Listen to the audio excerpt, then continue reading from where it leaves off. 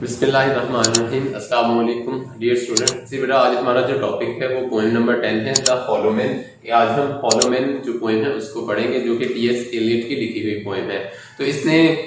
European जो society की spiritual barrenness जिसे हम कहते हैं कि इखलाकी तौर पर बंजरपन होना, इखलाकियात की कमी का होना, उसको इसने डिस्कस किया है इस पोएम के अंदर। एज अ होल अगर हम मुआशरे के अंदर देखते हैं तो ये जो स्पिरिचुअल बैलेंस है, इखलाकियात की कमी का होना है, रूहानियात का कमी का होना है, वो ऑलमोस्ट हम देखते हैं तो हम हमारे मुआशरे में भी ये पाई जाती है। तो इसकी डिस्कशन से पहले हम इसकी लाइंस को थोड़ा सा स्टडी करते हैं। जी, we are the hollow men कहता है कि हम खोखले इंसान हैं, कि हमारे inside our brains is nothing, कि दिमाग के अंदर कुछ भी नहीं है। We are stuffed men. Stuffed men mean कि भूसा बंधा हुआ है, रॉ मटेरियल, खास के जिसे हम तिनके कहते हैं कि हमारे दिमाग के अंदर तिनके हैं, मीन्स के विच doesn't produce any fruitful ideas and plans, के हमारे जो दिमाग है वो कोई भी फायदेमंद ख्यालात और मंसूबों को पैदा नहीं करता है। लेनिंग टुगेदर मीन्स के बेंडिंग टुगेदर, के जब हम मिलकर आपस में बैठते हैं दोस्तों की शक्ल में, भाइयों की शक्ल में, या एक सोसाइटी में मुआशरे की शक्ल में जब बैठते हैं तो मीन्स कहता है जी head pieces filled with straw alas. Head pieces means के हमारे जो जहन है, हमारे दिमाग है, वो कहता है कि वो भी भूसा भरे हुए हैं, उनके अंदर भी तिनके हुए हैं, तिनके ही हैं। क्योंकि जब हम इकट्ठे बैठते हैं अकॉर्डिंग टू हिम, उसके मुताबिक वो हमारी जो गुफ्तगू होती है उसका कोई भी फ्रूटफुल डिस्कशन नहीं होती है, उसमें किसी इखलाकी पहलू के बारे में हम बात नहीं कर रहे होते हैं। Just to tease others, just to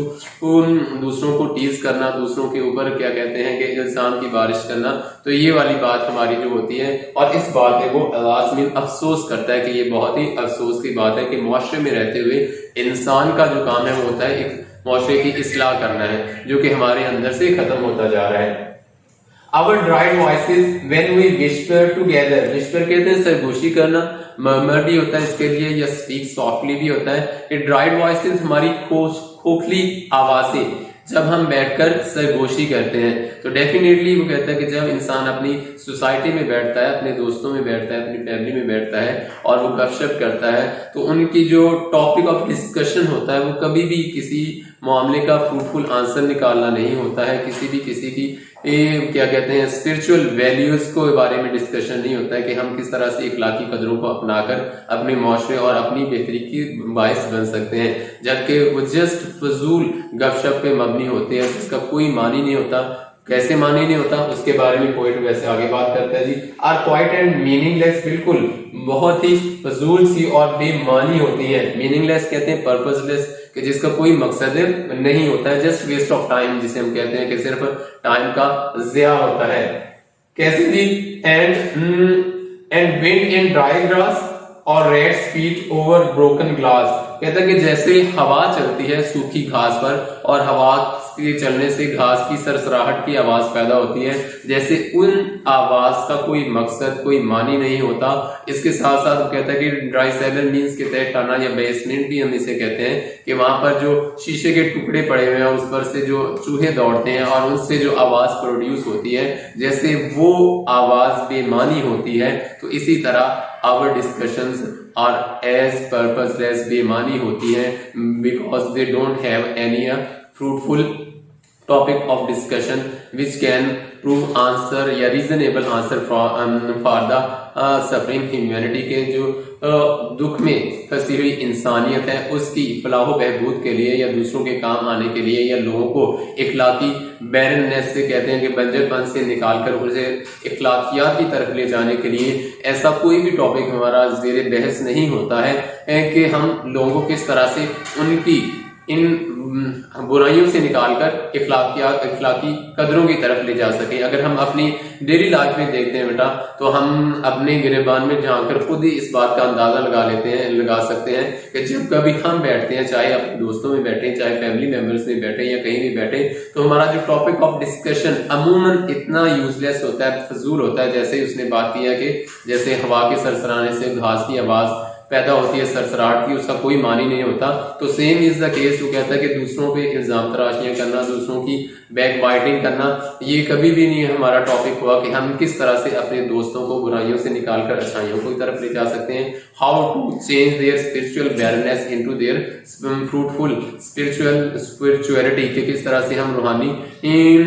बंजरपन से उसे निकाल कर रूहानी कदरों को जो फरामोश कर चुके हैं उनको उनसे निकाल कर किस तरह से हम उन्हें इखलाकी कदरों की तरफ ले जा सकते हैं, which are beneficial not only for themselves in this society but also hereafter. ये जो रूहानी कदरें हैं ना सिर्फ उनके लिए इस मुआशरे में कारगर साबित होती हैं बल्कि आने वाली दुनिया में भी उनके लिए कारगर साबित होती हैं। जी नेक्स्ट कहते हैं जी शेप विदाउट फॉर्म, कि हमारी शक्लें तो हैं लेकिन बेशक्लें हैं, मीन्स के चलते फिरते तो हम गोश्त के पुतले एक नजर आ रहे हैं, इंसान नजर आ रहे हैं, लेकिन इनसाइड वो कहते हैं कि बिल्कुल ऐसे स्टैच्यू हैं, ऐसे मुजस्मे हैं जो कि अंदर से कुछ भी नहीं सोचते हैं या उनके अंदर कोई भी इखलाकी कदरें नहीं पाई जाती हैं। शेप विदाउट कलर, शेड शायद है वो भी बेरंग है। पैरालाइज फोर्सेस, पैरालाइज कहते हैं क्रिपल्ड, पैरालाइज मफलूज जिसे हम कहते हैं कि जैसे अगर हम देखते हैं अपनी रोजमर्रा जिंदगी में कि एक फालिज ज़्यादा इंसान है, वो बेड पर लेटा हुआ है, वो बिल्कुल मोशनलेस है, वो अपनी मर्जी से ना हरकत कर सकता है, ना चल सकता है, ना फिर सकता है। तो same is the condition of a modern man. वो कहता है कि आज के दौर के इंसान की कंडीशन भी यही है कि ये वो मफलूज हो गए। किस चीज से मफलूज हो गए? इखलाकी कदरों से मफलूज हो गए कि उन्होंने इखलाकी कदरों का दामन बिल्कुल अपने हाथों से छोड़ दिया है। Therefore they don't have a respect for their elders, they don't have a sympathy for their younger ones, and they even think about themselves only, and they have become selfish, कि वो खुदगर्ज बन चुके हैं। Those who have cross कहते हैं जी past over, चले गए हैं। यहाँ पर वो बात कर रहे हैं हमसे पहले लोगों की जो कि इस दुनिया में जिंदगी गुजार कर गए हैं। तो वो कहता है कि जो इस दुनिया को छोड़कर चले गए हैं, with direct eyes to death other kingdom, direct eyes, मौत की आंखों में आंखें डालते हुए, मीन्स के they have a purposeful life, they have a purpose in their life in order to struggle for the humanity to get their spiritual values as well as to get their kingdom. कहता है कि जो मौत की आंखों में आंखें डालते हुए अपनी इखलाकी कदरों का दिफा करते हुए, अपने मुल्क का दिफा करते हुए, इंसानियत के बेनिफिट के लिए जो लड़ते हुए इस दुनिया को छोड़कर अगली दुनिया में चले गए हैं।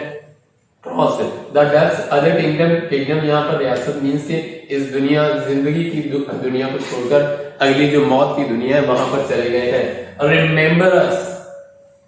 If at all not as lost wild souls. कहता है हो सकता है कि वो हमें याद करते हो, लेकिन अगर याद करते होंगे तो वो बिल्कुल अपने जैसे बहादुर जंगजू वो सिपाहियों की तरह दूसरों का ख्याल करने वाला, एक दूसरों के काम आने वाले के तौर पर काम नहीं याद करते होंगे। नॉट एज लॉस्ट वायलेंट कहते हैं इंटेंस, बहुत ही शिद्दत पसंद सोल्स के रूहें के जो दूसरों के दुख को देखकर बेचैन हो जाती हैं, दूसरों को बुराइयां में देखकर उनको नींद नहीं आती कि किस तरह से अपने भाइयों को इस बुराइयों से, इन स्पिरिचुअल बैरनेस से निकालकर उन्हें राह रास्त पर लाया जाए। तो कहता है कि ऐसे लोगों की तरह, यानी कि मीन्स कि एक अच्छे इंसान की तरह हमें याद नहीं करते होंगे। अगर वो याद करते भी होंगे वो हमें सिर्फ इस तरह से याद करते होंगे कि ये they have become just a selfish and they are thinking only for themselves and they have nothing to do about their spiritual values and the life hereafter, कि उन्हें अपनी रूहानी कदरों के बारे में कोई ख्याल नहीं है और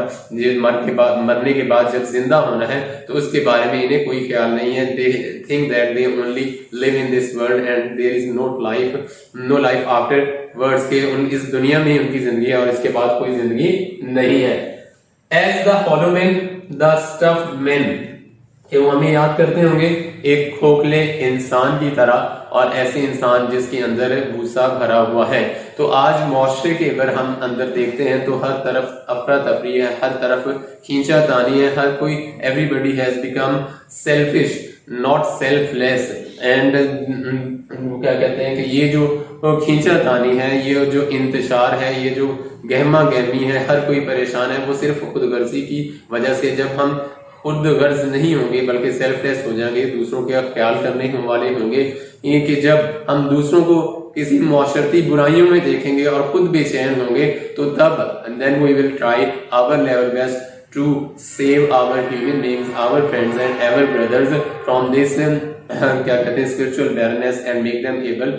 to live their life according to the teachings of the